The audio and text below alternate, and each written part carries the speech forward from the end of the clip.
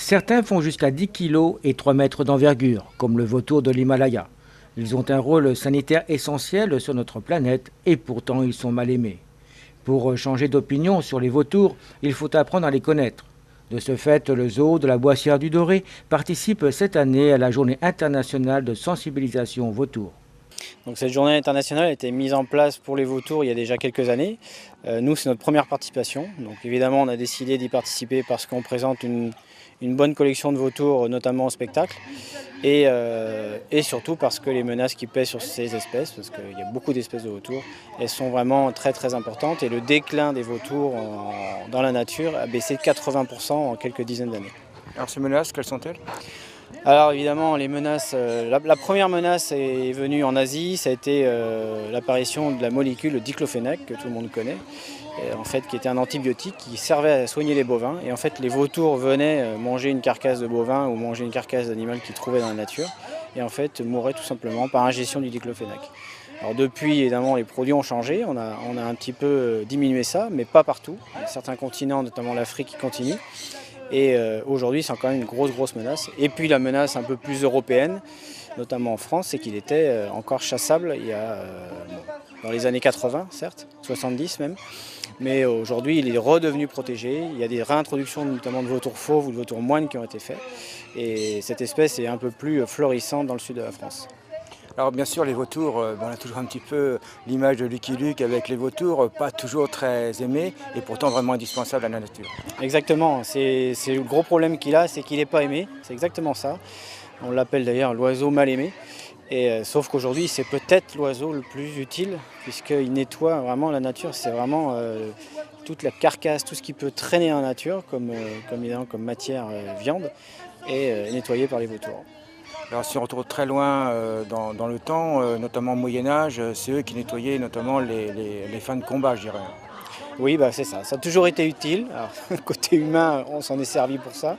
Et aujourd'hui, on voit encore dans certains alpages où les vautours, même les éleveurs sont très contents du retour des vautours, puisque s'il y a une brebis qui est malade, ça nettoie directement et ça évite de proliférer la vermine partout, notamment dans un troupeau de brebis. Alors pour les sauver, qu'est-ce qu'il faut faire ? Qu'est-ce qu'il faut faire ? Il faut en parler. Il faut dire que c'est une espèce qui est très utile. Il faut arrêter de le voir comme un mal-aimé. Il faut changer de molécule, notamment pour cet antibiotique. Et puis aujourd'hui, nous, sur certains relâchés, c'est le but de la journée aujourd'hui, on veut financer une balise GPS, puisqu'un vautour moine va être réintroduit dans la nature dans quelques semaines. On va l'équiper et on va le suivre partout où il va.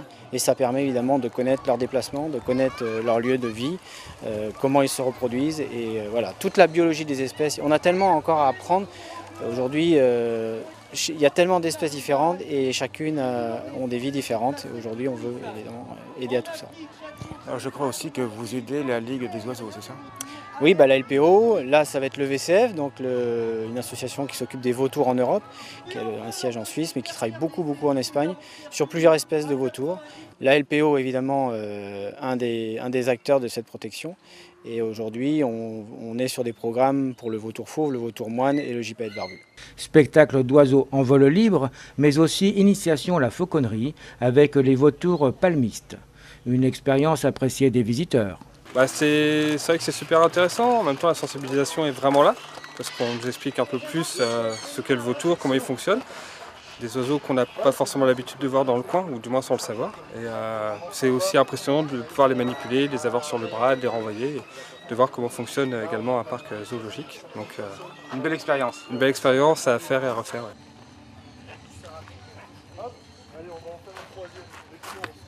Super expérience, c'est la première fois que j'approchais un vautour de si près et d'avoir la sensation, pour avoir vu le spectacle plusieurs fois, au moins j'ai la sensation de savoir ce que ressentent les fauconniers, d'avoir un oiseau au bras.